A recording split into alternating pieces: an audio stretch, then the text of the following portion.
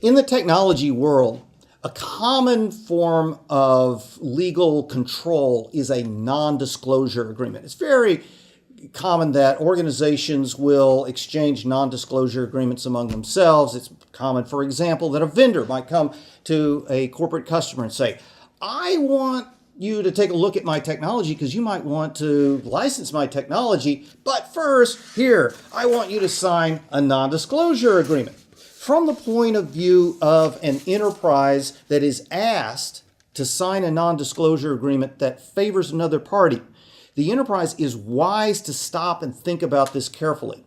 A non-disclosure agreement does not come along risk-free.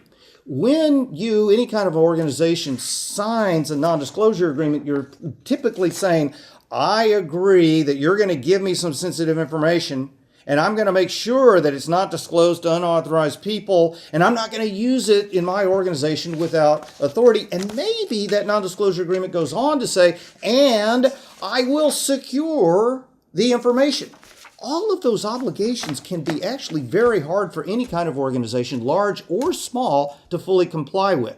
And therefore, I commonly recommend to enterprises that when somebody else comes to you and they ask you to sign a non-disclosure agreement, read that agreement carefully.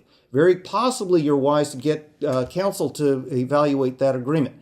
And recognize that there can be significant risks associated with signing that non-disclosure agreement if you are the party who's going to be receiving sensitive or confidential information.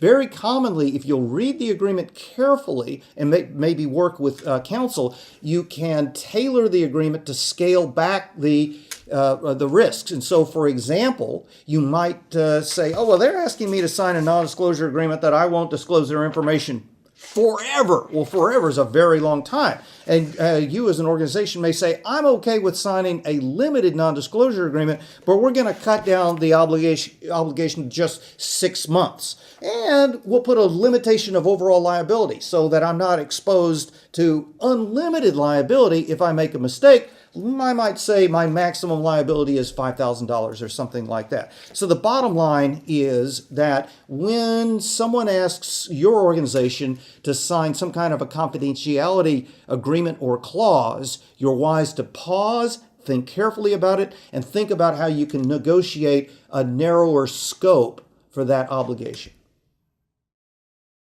In order to learn more about the course that I teach at the SANS Institute, you can click the link below. Also, another link below provides more information about me and my work in private practice.